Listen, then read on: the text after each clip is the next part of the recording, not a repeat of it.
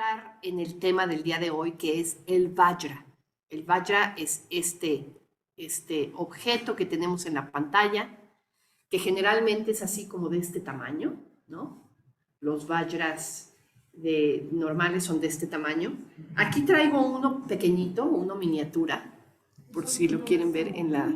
¿Cómo? Eso yo lo veo, pero se los voy a pasar para que todos lo vean de cerquita. Entonces, Leslie, por ahí, si quieres, agárralo un ratito, manténlo en la mano. Fíjense que los Vajras comunican mucho cuando uno los sostiene con la mano.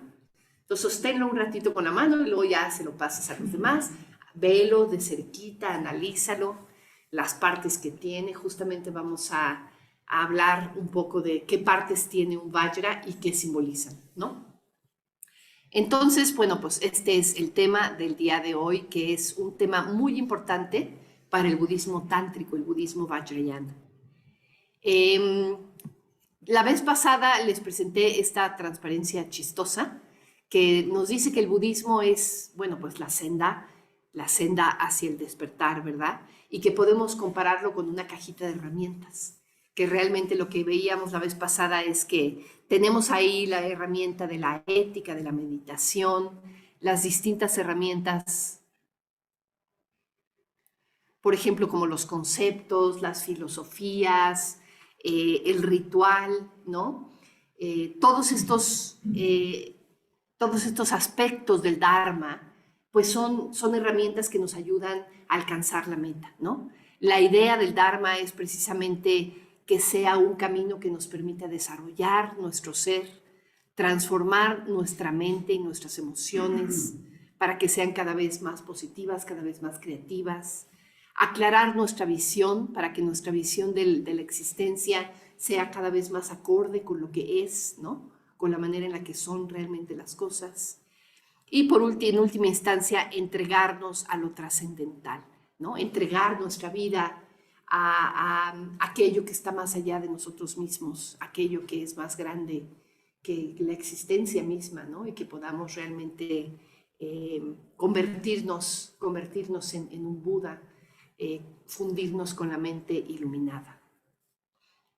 Y bueno, también vimos que las distintas escuelas del budismo que podemos reconocer, que se llaman el Hinayana, el Mahayana y el Vajrayana. Recientemente hicimos justamente una serie en donde hablamos de una visión histórica del budismo y presentamos pues estas distintas escuelas que son también distintas etapas en el desarrollo del budismo, ¿no? El Hinayana, que se asocia pues básicamente con el budismo temprano, que estuvo en boga o tuvo su auge durante los primeros 500 años del desarrollo del Dharma. El Mahayana, que tuvo su auge más o menos del año 0 al año 500 de nuestra era, ¿no?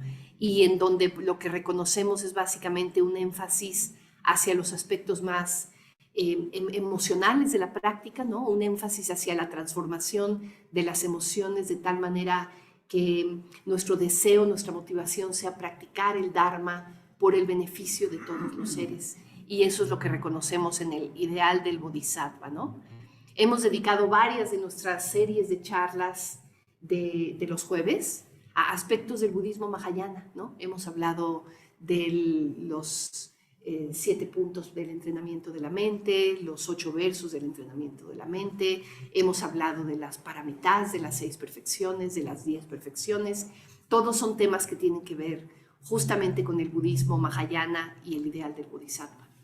Y ahorita estamos dedicándonos a hablar más de esta otra forma de budismo, el budismo vajrayana, que empezó a estar en auge, digamos, a partir más o menos del año 500 y hasta más o menos como el año 1200, 1300, que fueron las épocas en las que ya las escuelas del budismo vajrayana, del budismo tántrico, adquirieron su forma final, digamos, como ahora las conocemos, ¿no? Entonces, bueno, pues estamos hablando del budismo vajrayana, el budismo tántrico, o que también conocemos como el budismo tibetano. Justamente la semana pasada les estuve hablando de esos 3 términos, ¿verdad? Budismo tántrico, budismo vajrayana, budismo tibetano, que son 3 términos que muchas veces se usan de manera intercambiable, y aquí los voy a estar usando de manera intercambiable, aunque no son exactamente lo mismo. Pero bueno, el budismo básicamente que floreció en el Tíbet, más o menos a partir del siglo VIII, desde que Padmasambhava llegó a compartir sus enseñanzas en el Tíbet, pues es el que viene, digamos, informado por la visión tántrica del budismo, y que evolucionó en el budismo Vajrayana, ¿no? Sí, Jorge, ¿tienes una pregunta? De lo que decías de los versos del iluminamiento, realmente, como entendía que eran del budismo tibetano, entonces pensé que era también... Bueno, lo que pasa es que el budismo tibetano está basado en el budismo Mahayana, ¿no? Claro. Entonces, claro, viene del, por ejemplo, estos 7 versos los 7 puntos del entrenamiento de la mente vienen de Atisha. Atisha venía de la India y llegó al Tíbet, y entonces fue, digamos, parte de la segunda introducción del budismo al Tíbet. Y como venía del budismo Mahayana, obviamente el budismo Vajrayana está cimentado en el budismo Mahayana. Es que no es que, sobre todo ya llegando al Vajrayana, pues retoma el Hinayana, retoma el Mahayana por completo, ¿no? Entonces no es así como que pueda uno pintar una rayita entre uno y otro, ¿no? Sí, Claudia. Se le conoce también como Vajrayana, Mantrayana, Tantrayana, ¿no? Porque está basado en los tantras, porque utiliza los mantras. Entonces, en diferentes situaciones adquiere todos esos diferentes nombres. Exacto. Ahora, es curioso porque los nombres no son completamente intercambiables. Hay veces que tú consultas qué es el Tantrayana y no te dice es igual a Vajrayana. No necesariamente los encuentras como sinónimos, ¿no? Pero sí, evidentemente estamos hablando de esa forma de budismo. De esta forma de budismo que tiene una serie de herramientas en su cajita, ¿no? Una de esas herramientas son, pues, los símbolos. Digamos que la herramienta más importante del Vajrayana son los símbolos, el ritual, ¿no? Y el trabajo con las energías psicoespirituales, ¿no? Esas son las herramientas de transformación del Vajrayana. Y una de estas herramientas, pues estamos viendo justamente los símbolos. Dentro de los símbolos, pues tenemos al Vajra, tenemos a la estupa, que la vamos a ver dentro de 15 días, tenemos al mandala, tenemos a la rueda de la vida, que también la vamos a ver ahora en diciembre, y la vamos a ver en el retiro, por cierto. Tenemos también los mantras, ¿no? Por eso, como decía Claudia, el Vajrayana también se le conoce como el Mantrayana, porque los mantras finalmente son símbolos, también son símbolos auditivos, ¿no? No son símbolos pictóricos, son sonidos que representan a las cualidades de la mente iluminada, que simbolizan a las cualidades de la mente iluminada, y en ese sentido son también símbolos. Incluso los colores también son símbolos que se utilizan en el contexto del Tantra, del budismo tántrico, como herramientas de transformación. Entonces, en el Vajrayana los símbolos y los rituales son las principales herramientas para llevar a cabo la transformación de la mente, que eventualmente conduce al practicante a la iluminación, ¿no?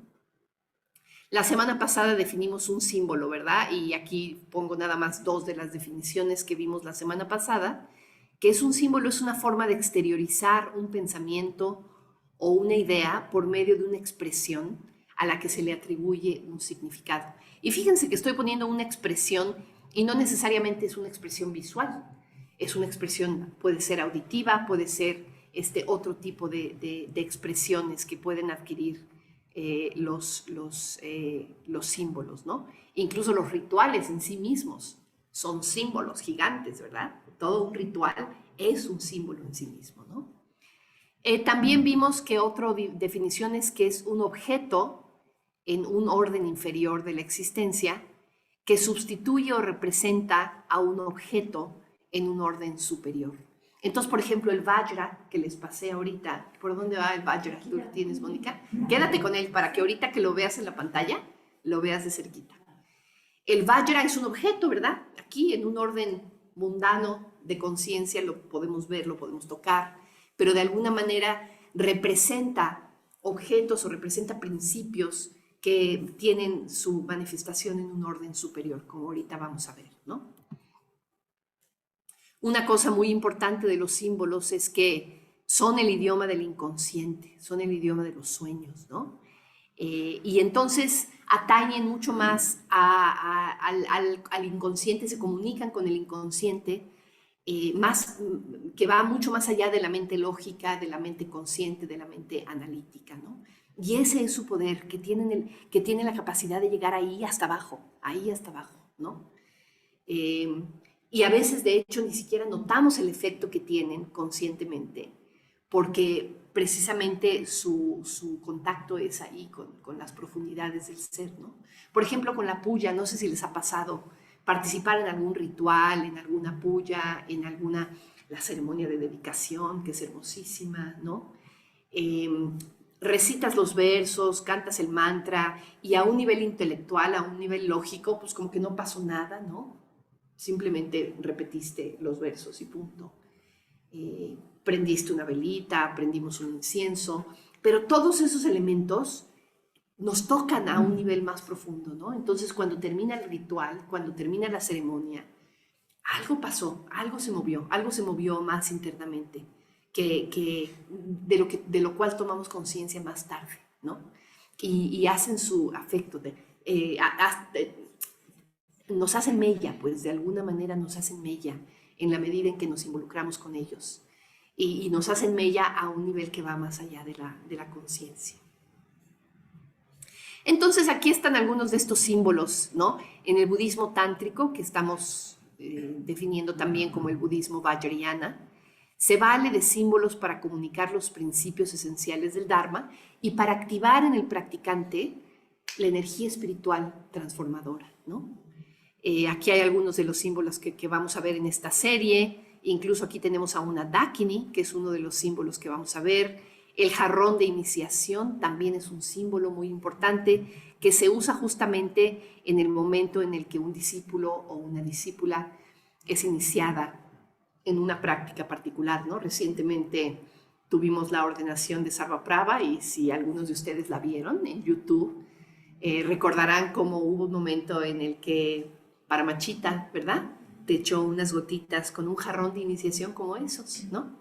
Unas gotitas de purificación que tienen un gran simbolismo y que pues, justamente representan ese momento de la purificación en el momento de la iniciación, ¿no? Entonces, para la iniciación, sí. Es su única función, así se llaman, jarrón de iniciación. Pero tienen todo un simbolismo también, luego se les ponen unas plumas, se les ponen unos velos, la misma forma del jarrón de iniciación muchas veces recuerda a la estupa. Entonces, no. Tienen sus jarritas. Jarrones de iniciación tibetanos, específicamente. Sí, es un ritual tibetano, es un ritual tántrico. De hecho, fíjate que una vez que iban a ordenar, ¿quién era? Aquí creo que iban en la ordenación de Padmabandhu. Llegó Mokshananda a México, que fue su preceptor público, y se le olvidó el jarrón de iniciación, ¿no? ¡Ay! Dios santo, dijo, Dios santo. Se me olvidó el jarrón de iniciación. ¿Cómo? Ellos los traen, cada preceptor público tiene el suyo, y tiene su historia, y tiene su rollo, ¿no? Así. Por ejemplo, Nagapriya usa el que era de Subhuti, se lo heredó Subhuti, ¿no? Entonces, y para mí usa uno que le heredó Bhante, ¿no? Entonces, cada preceptor público tiene su jarrón de iniciación. Entonces, bueno, para no hacer el cuento largo, a Mokshananda se le había olvidado el jarrón de iniciación. Entonces me escribió, Sadayoti, necesitamos un jarrón de iniciación. Y yo tenía una jarrita muy bonita en mi casa, es una jarrita egipcia de porcelana, que me trajo mi mamá de Egipto, muy bonita, y le tomé la foto y le dije, ¿cómo ves esta? Me dijo, no, cero, o sea, olvídalo, esa no. O sea, él quería un jarrón de iniciación tibetano, y no sé de dónde lo fueron a sacar. Pero lo consiguieron. Y ahí hicieron la ceremonia de ordenación en Chintamani. No fue Padmabandhu, fue Manjubodhi, Nagabandhu y Maitriketu, que se ordenaron juntos. Bueno, regresando al tema de los símbolos tántricos. Pues el budismo vajrayana, como vimos la semana pasada, tiene sus raíces en el Tantra y es una tradición esotérica, es decir, es una tradición que no está necesariamente disponible al primero que se acerca, ¿no? Sino que tienes que tener una serie de preparaciones, una serie de acercamientos a tántricos para que puedas tener acceso a esas enseñanzas, ¿no? Están disponibles solo para los practicantes que han recibido iniciaciones apropiadas y esas iniciaciones se llaman abhishekas, ¿no? Están basados en textos muy complejos que se conocen como tantras, que tienen un gran contenido simbólico. Y en general el tantra, que como vimos la semana pasada, el tantra está disponible no nada más en su versión budista, sino también en el hinduismo y también en el taoísmo y en el jainismo, ¿no? Era un movimiento que empleaba, un movimiento espiritual que empleaba el ritual, la magia, el yoga y las técnicas meditativas para alcanzar metas espirituales e incluso también metas mundanas en sus versiones más básicas, ¿no? Se dice que el budismo vajrayana es algo así como el camino corto hacia la iluminación. Hace mucho énfasis en la experiencia directa, en entrar en contacto con tu experiencia humana directamente, profundizar en esa experiencia y ahí encontrar la iluminación, ¿no? Involucra la transformación radical a través del trabajo con las energías. Nos habla el Tantra de que todo eso que generalmente identificamos como los venenos o las raíces del mal o las aflicciones, ¿no? Como la avidez, como el odio, pues son finalmente energía, y energía que es psicoespiritual también. Entonces son esas mismas energías que a veces tienen mucha fuerza que se pueden usar para que nos impulsen hacia la iluminación. Para lograr esa transformación se utiliza el lenguaje de los símbolos, como decíamos, que llegan al inconsciente y que está conformado por enseñanzas secretas o esotéricas que se transmiten a través de una iniciación directamente de maestro a discípulo, en su versión, digamos, en su versión tradicional tibetana, ¿no? Ahora, el budismo vajrayana toma su nombre de uno de los símbolos principales de la tradición tántrica, que es precisamente el vajra. Aquí lo escribí como yo lo pronuncio, vajra, como si la J, en lugar de ser J, fuera una Y, vajra. Porque hay gente que dice vajra, pero al menos en sánscrito, su pronunciación en sánscrito es vajra. Y en tibetano se dice dorje, por si acaso se lo encuentran por ahí en algún lugar. Dorje es lo mismo que vajra. Y luego el vajra, bueno, pues ¿qué significa la palabra vajra? La palabra vajra en sánscrito hace referencia al relámpago, al rayo del dios Indra. El dios Indra es, digamos, el dios de los dioses. En la esfera de existencia de los devas, que se reconoce en el Dharma, de las esferas más elevadas que tenemos ahí en el mundo, en las esferas arquetípicas de los dioses, tenemos a este ser arquetípico que se llama Indra. Y Indra lleva en su mano un relámpago. El Indra, por cierto, también es un dios en el hinduismo y también lleva un relámpago en el hinduismo. Y el símbolo del relámpago de Indra representa fortaleza, pero también representa aquello que destruye, ¿no? Un relámpago es algo que destruye, tiene una capacidad destructora tremenda, ¿no? ¿Sí, Blanca? ¿Consideras un bodhisattva? No, es un dios, es un deva. Los devas son simplemente seres que viven en las altas esferas de existencia y que han nacido ahí como resultado de sus karma positivo, ¿no? Pero que no necesariamente están buscando la iluminación, ¿eh? No necesariamente siquiera. No son seres iluminados, ¿no? Los devas no son seres iluminados, ¿no? Algunos de ellos probablemente están bastante lejos de ser seres iluminados. Simplemente son seres que viven en esferas muy gozosas de existencia, ¿no? Sí, obviamente son buenos en el sentido de que están ahí, ¿verdad? Y viven en esos reinos como resultados de sus acciones hábiles. Entonces, por eso es que tienen existencias gozosas, elevadas, ¿no? Y muchos de ellos son discípulos del Buda también. Se dice que el Buda predica para los devas y para los seres humanos, ¿no? Por igual.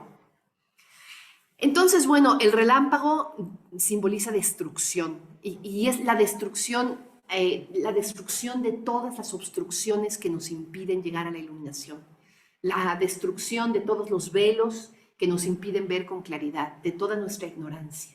Eso es lo que representa esta fortaleza del Vajra.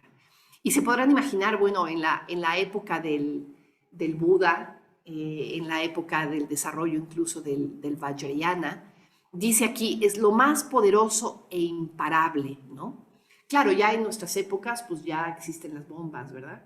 Y ya sabemos que las bombas son muy poderosas, pero imagínense la manera en la que las personas de la antigüedad veían esa capacidad destructora de algunas fuerzas de la naturaleza, y una de ellas muy imponente, muy así como radical, ¿no?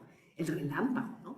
Entonces el relámpago tiene una asociación muy importante con el aspecto de la destrucción. Ahora, son impresionantes los relámpagos, ¿verdad? Y ahí tenemos entonces, es una de las palabras que significa Vajra. Y la otra palabra es diamante. La palabra Vajra también significa diamante. Y el diamante, pues sabemos que es la piedra preciosa más dura, puede cortar cualquier otro material y a la vez nada lo raya ni lo mancha. Ustedes saben que el diamante es completamente puro, es químicamente puro, está formado simplemente de átomos de carbono alineados en forma de cristal, entonces completamente puro químicamente y es incorruptible. No se mezcla con nada, no hace reacción química con nada, es completamente puro. Eso es realmente, tiene cualidades muy espectaculares, los diamantes. Digo, aquí tenemos uno ya pulido. Yo nunca he visto uno en bruto, no sé cómo sean los diamantes en bruto, pero parecen piedras, ¿sí? Como una piedra. Y solamente cuando los pulen es que ya adquieren esta forma así cristalina hermosa, ¿sí? Ok, bueno, pues ahí tenemos el diamante. Entonces, el Vajra podríamos decir, es un relámpago hecho de diamante o es un diamante hecho de relámpago. A veces se dice es el relámpago diamantino. Y en ese sentido, imagínense la combinación de esas dos cualidades, ¿no? La cualidad del relámpago y la cualidad del diamante, ¿no? Entonces es infinitamente poderoso, destruye cualquier obstáculo y a la vez es indestructible. Y se mantiene puro bajo cualquier condición.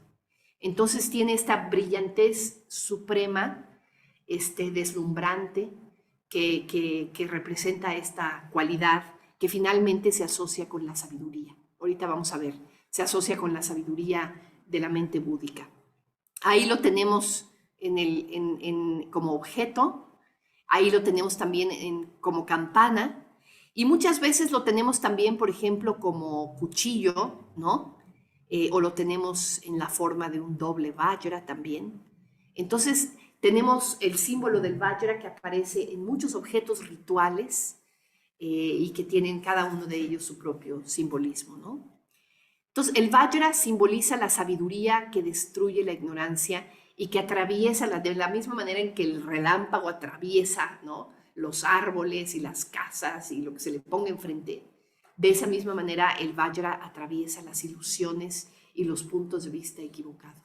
Las ilusiones en el sentido de todo aquello que vemos de manera falsa, ¿no? Todo aquello que vemos y que en realidad no existe, ¿no? Todo aquello a lo que le damos solidez y que en realidad no la tiene, ¿no? Entonces, todo eso es lo que el Vajra nos ayuda a ver. Y en ese sentido, entonces, les decía yo que el Vajra simboliza la sabiduría. La palabra praña significa sabiduría y paramita significa perfección. Entonces se dice que el Vajra es un símbolo de praña paramita. De hecho, si hay una Buda femenina que se conoce como praña paramita y muy frecuentemente se le representa con un Vajra. Apraya Paramita. Si no me equivoco, ¿está relacionado el Vajra con Akshobhya? Con Akshobhya, ahorita vamos Sí, a ver ¿verdad? Akshobhya. Sí, sí, sí, qué bueno que lo recuerdas, Leslie. Ahorita lo vamos a ver. El Vajra, fíjense, también se asocia con una palabra muy importante, que es esta palabra Vajrasana. Vajrasana. Vajrasana significa, es el trono diamantino en donde se sentó el Buda y se iluminó, ¿no? Se dice Vajrasana, también Vajra asana, la palabra asana, postura, es la postura del loto. La postura del loto. De hecho, Jorge, ¿nos quieres hacer la postura de Vajrasana? Exactamente, esa es una de las posturas en yoga que se llaman Vajrasana. Y a veces también la postura sentados de esta manera se le llama también Vajrasana, en el sentido que es la postura del diamante, ¿no? Pero se dice que es la postura, digamos, es el trono en el que se sientan los Budas a iluminarse. Y se habla de que es el punto central del que surgió el universo. Allá en Bodh Gaya, en la India, está el punto en el que se supone que se sentó el Buda a iluminarse, y ahí está construido un trono de piedra que está encerrado así detrás de una especie de camarita de vidrio. Entonces tú puedes ver el Vajrasana ahí junto al árbol Bodhi, junto al templo Mahabodhi en Bodh Gaya, y se dice que ese es el punto en el que se sientan todos los Budas, y ahí es donde se iluminan. Todos los Budas que han existido a lo largo de los diferentes eones y de los distintos universos que han surgido y que han cesado, todos los Budas se sientan ahí en Vajrasana, y ahí es donde se iluminan. Entonces se dice que ese Vajrasana es el punto central del universo, a partir del cual surgen los universos y se vuelven a colapsar, digamos. Surgen y se vuelven a colapsar, ¿no? A lo largo de los eones de la historia. Entonces, de alguna manera, la palabra Vajra, de alguna manera, representa centralidad. Representa también, digamos, como el eje en torno al cual gira la existencia. Y en ese sentido, es algo que da estabilidad y que representa imperturbabilidad, y de ahí su asociación también, Leslie, con Akshobhya. Akshobhya, que es justamente el imperturbable, ¿no? Bueno, aquí vemos cómo se usa el Vajra a nivel ritual. Aquí los lamas tibetanos lo usan en la mano derecha, el Vajra, en la mano izquierda la campana. Aquí lo tenemos también, aquí lo tenemos en el Dalai Lama, y a lo largo del ritual, aquí está un jarrón de iniciación, ¿lo ven? Aquí está, con sus plumas. Ajá. Ok.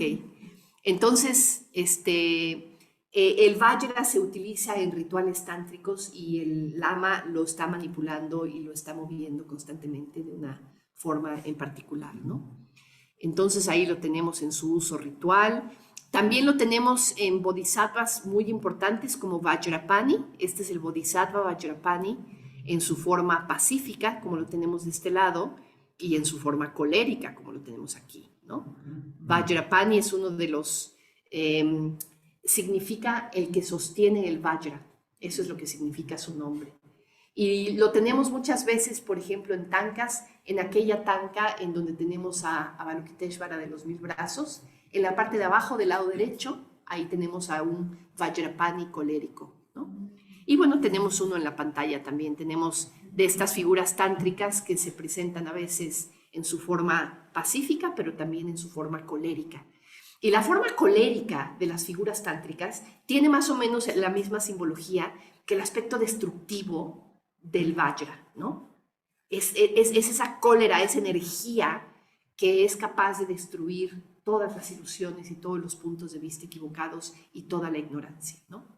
Eso es lo que las figuras coléricas también destruyen. Y aquí tenemos a Vajrapani, que lleva un Vajra en su mano. También, por supuesto, tenemos a Vajrasattva, ¿no? Como una de las figuras que también lleva un Vajra, que es el que tenemos ahí arriba de Leslie. Ajá. Y Akshobhya, como bien comentabas, Leslie, ahí tenemos al Buda azul del este con su Vajra. Bueno, entonces el Vajra tiene varias partes importantes. Primero que nada, tiene una esfera en el centro. Se dice que esa esfera representa la realidad. Las esferas son figuras geométricas como perfectas, ¿no? son como completitas, como que no les faltara nada, no tienen ángulos, no tienen imperfecciones, son figuras geométricas perfectas en ese sentido, ¿no? Tienen esa cualidad, ¿no?, que nos llama la atención. Entonces, en ese sentido, la esfera del centro del Vajra se dice que representa la realidad, representan las cosas tal y como son. Y de la esfera surgen dos lados, una hacia un lado, el otro hacia el otro lado, unos lotos. Ahí tenemos una flor de loto, y las dos lotos que surgen a partir de la esfera central, digamos, es como perfecta, indivisible, pero a la vez, cuando no estamos iluminados, nosotros percibimos la naturaleza de manera dualista, ¿no? Y esos dos lotos que surgen hacia un lado y hacia el otro representan justamente esa dualidad. La dualidad que tiene que ver, por ejemplo, con la luz y la oscuridad, con la iluminación y la mente aflictiva, es decir, con nirvana y samsara, con la masculinidad y la feminidad, con el yin y el yang, con cualquiera de esas polaridades que ustedes quieran ver en el momento en el que concebimos al universo o a la realidad como algo dual, ¿no? Es curioso que sea una flor de loto, porque las flores de loto en general tienen una simbología muy importante que simbolizan el desarrollo. Entonces, en ese sentido, podríamos decir que también el centro es como una semilla, la semilla de la realidad a partir del cual surge la posibilidad del desarrollo, surgen estas dos flores de loto en un sentido y en el otro, ¿no?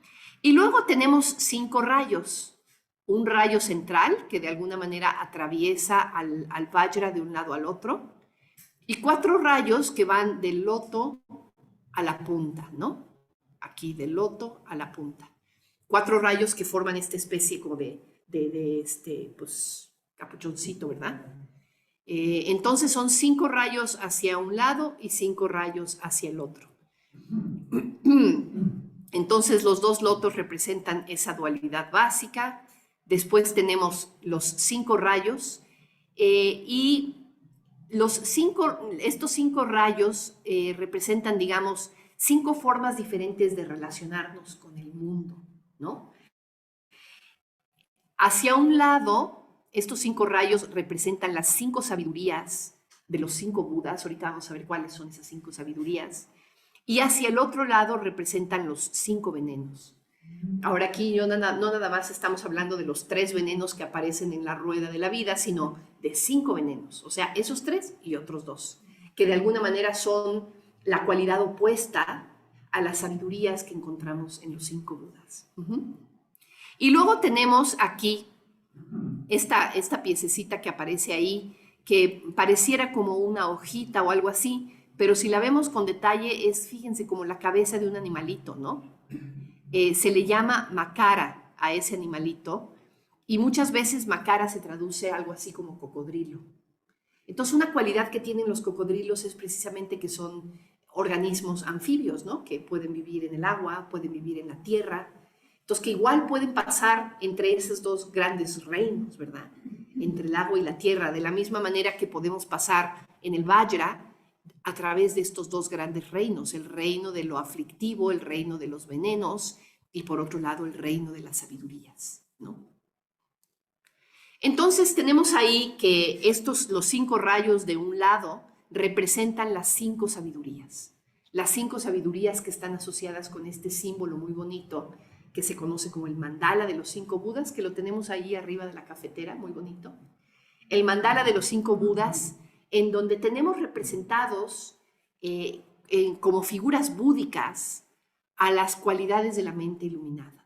Entonces tenemos en el centro un Buda que se llama Vairochana y que representa la sabiduría, digamos, de la realidad, la sabiduría de la realidad misma, de la cual las otras 4 sabidurías son, digamos, como vertientes o componentes, ¿no? Son componentes de la sabiduría de la realidad de Vairochana. Tenemos a las diferentes sabidurías de los Budas. Entonces, tenemos a Akshobhya, que se llama el imperturbable. Y el tipo de sabiduría que presenta Akshobhya se dice que es la sabiduría de la mente como un espejo. Es la sabiduría de la mente que es capaz de ver todo tal y como es. Digamos que no se le pega nada, ¿no? Y refleja todo tal y como es, de la manera que lo hace un espejo. Esa es una de las cualidades de la mente búdica, ¿no? Otra cualidad es la cualidad del Buda amarillo que encontramos en el sur del mandala, que es el Buda Ratnasambhava. Su nombre significa el nacido de la joya y su sabiduría es la sabiduría de la igualdad. La sabiduría de la igualdad es aquella que aprecia lo que es igual en todos los fenómenos. Todos los fenómenos comparten la misma naturaleza, que es la naturaleza de Shunyata, la naturaleza de la vacuidad. Y Ratnasambhava es capaz de ver eso que todos los fenómenos comparten, ¿sí? Por eso se le conoce a su sabiduría como la sabiduría de la igualdad. Ahora tenemos aquí al Buda Amitabha, que es el Buda de la luz infinita, y cuya sabiduría es la sabiduría que todo lo distingue, la sabiduría discriminativa, ¿no? Que aprecia lo que es único o lo que es particular, individual de cada persona o de cada fenómeno. Entonces, esa es la sabiduría de Amitabha. En el norte tenemos al Buda verde, Amoghasiddhi, cuyo nombre significa éxito infalible, y su sabiduría se conoce como la sabiduría de todos los logros. Es decir, es una sabiduría de la acción, la sabiduría de la acción que es capaz de obtener siempre lo que se propone, de alcanzar siempre sus objetivos. Esa es otra de las cualidades de la mente búdica. Entonces, todas estas cualidades que les acabo de nombrar son cualidades de la mente búdica y son las que están representadas en uno de los extremos, en uno de los extremos de los 5 rayos de un lado del Vajra, ¿sí? Ahí tenemos entonces a las 5 sabidurías, la sabiduría de la realidad en Vairochana, y por otro lado tenemos los 5 venenos que están representados en el otro lado del Vajra, ¿no? Para la sabiduría como un espejo, en su versión aflictiva, digamos, o en su versión mundana, es el odio. Y ahí tenemos, fíjense, el énfasis tántrico en el trabajo con los venenos, ¿no? Trabajamos con el odio para transformarlo en la mente como un espejo de Akshobhya. Transformamos la avidez, el deseo, la avaricia, en la medida en que lo transformamos con el trabajo simbólico, tántrico, se convierte en la sabiduría discriminativa de Amitabha. La ignorancia, en la medida en que vamos cultivando claridad, se va convirtiendo en la sabiduría de la realidad de Vairochana. Y luego tenemos estos otros 2 venenos, la arrogancia, que se transforma en la sabiduría de la igualdad de Ratnasambhava, y la envidia, que se transforma en la sabiduría del éxito infalible de Amoghasiddhi. Entonces ahí tenemos esas 2 correspondencias, ¿verdad?, que encontramos simbolizadas en el Vajra. Y bueno, pues finalmente todas estas son formas de sabiduría. Todas las nombramos como sabidurías porque en términos últimos, todas juntas son la mente iluminada, ¿no? Son praña. Praña, la sabiduría última, la sabiduría trascendental, que implica ver las cosas tal y como son, libres de engaño, libres de los velos de la ignorancia que nos nublan la visión, ¿no? Y luego cuando decimos ver las cosas tal y como son, bueno, pues los budistas, ¿a qué nos referimos con eso? Pues eso implica que generalmente reconocemos que no vemos las cosas tal y como son, ¿no? Generalmente vemos las cosas como las vemos en el mundo fenoménico, en el mundo cotidiano. Generalmente vemos las cosas como placenteras en el sentido de que buscamos que nos den seguridad. Buscamos, por ejemplo, obtener seguridad en la familia, en el trabajo, en la pareja, en nuestras posesiones, y las consideramos como verdaderas fuentes de seguridad, que pues, sabemos en el fondo, intelectualmente sabemos que no lo son, ¿verdad? pero nada más intelectualmente lo sabemos, porque la manera en la que actuamos es como si verdaderamente nos fueran a salvar la vida, todas esas cosas, ¿no? Entonces las vemos como algo que nos puede dar seguridad, las vemos como permanentes y las vemos como sólidas y sustanciales. Pero lo que nos enseña el Dharma es que realmente las cosas son insatisfactorias en términos últimos, en el sentido de que no nos pueden ofrecer una estabilidad y una seguridad duradera. Son impermanentes, están en un constante fluir, en un constante surgir y cesar, ¿no? Y son, por la misma razón, son insubstanciales, no tienen una esencia sólida, inmutable, que esté en el centro de cada fenómeno y que le dé, digamos, solidez o substancia, ¿no? Entonces, bueno, la realidad es que vemos las cosas al revés. A estas visiones al revés se les conoce también como las vipariasas, que son, digamos, las 4 perversidades. Son 4 en realidad, aquí solo aparecen 3, pero son las 4 perversidades, las 4 visiones de cabeza, ¿sí?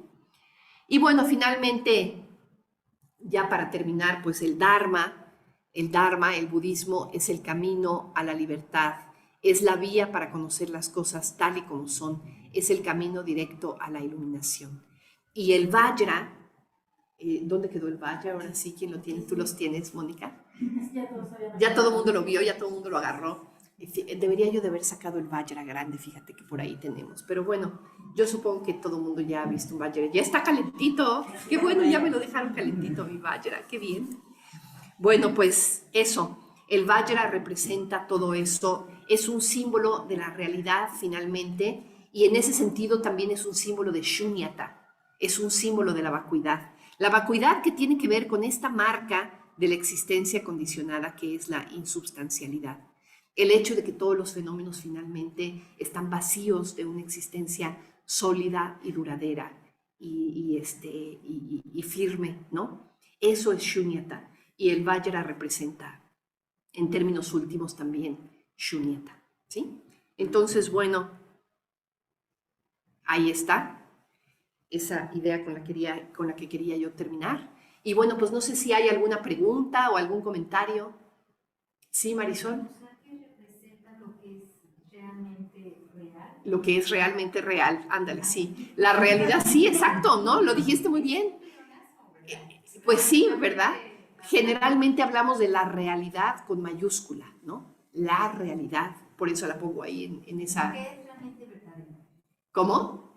Lo que es realmente verdadero, las cosas como realmente son, exacto. Las cosas, entre comillas, cosas, ¿verdad?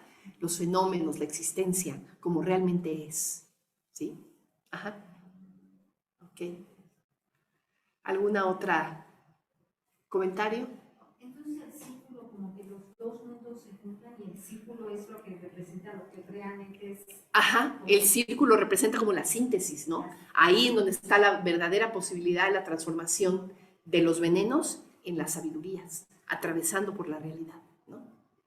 Atravesando por esa realidad que es el círculo central, por esa cualidad de la sabiduría última, que es la cualidad de Shunyata también, ¿no? Entonces, todo el símbolo de alguna manera del Vajra se sintetiza en la esfera central, ¿no? Uh-huh. Lo demás es como cómo se desenvuelve la mente dualista, ¿no? En el momento en el que nos salimos de la visión iluminada, ¿no? Bueno, ¿algo más? Sí, Joaquín. Oye, Israel, la semana pasada, bueno, después de la plática, Ajá, sí. por ahí me vino la idea de cómo funciona o cómo podemos encajar el metalenguaje. El metalenguaje. Sí, ¿A qué te refieres? Me refiero a que tal vez te esté yo diciendo algo, pero más allá de las palabras que te estoy diciendo, hay una energía que estoy transmitiendo. Ajá. Entonces, es que de pronto hice un símil entre esa energía y un símbolo. No creo que sea un símbolo, pero sí creo que es muy importante. Porque, insisto, más allá de las palabras y de los conceptos y tal, en el momento de yo estar... Comunicamos energía, claro. Y sí, tu sola presencia comunica energía. Y no, por supuesto, en el Tantra se hace mucho uso de eso, ¿no? Justamente la presencia del maestro y esa especie de diálogo energético con el que entras con el maestro es muy transformador en ese sentido, ¿no? Por eso el maestro, el gurú, tiene que ser una persona que haya recibido toda una serie de preparación, todo, no puede ser cualquier persona. Tiene que ser una persona que haya pasado por toda una preparación y que le da, digamos, esa investidura, que te es capaz de comunicar desde su energía ese contacto con lo trascendental, ¿no? Entonces sí, por Muchas veces supuesto. pasa que estamos en las pláticas, o en el retiro, o en algún tema, estudiando el Dharma, y incluso lo mismo, más allá de lo que se dice, después va permeando esa energía, esa información. Claro, por supuesto, sí, sí. Sí, se dice, por ejemplo, que una de las grandes cualidades del Buda era esa, decía, ¿por qué el Buda decía 4 palabras y las personas se le iluminaban así enfrente? ¿No? Esas mismas 4 palabras yo te los digo a ti y pues te dejo impávido, ¿verdad? Todas las cosas son impermanentes, ¿no? El Buda se lo decía a un discípulo y el discípulo alcanzaba la visión trascendental en ese momento, ¿no? Entonces, obviamente no eran así como que las palabras mágicas del Buda, era su presencia, todo lo que comunicaba con su presencia, ¿no? La presencia de la mente iluminada, ¿no? En forma humana. Te podrás imaginar el poder que tenía.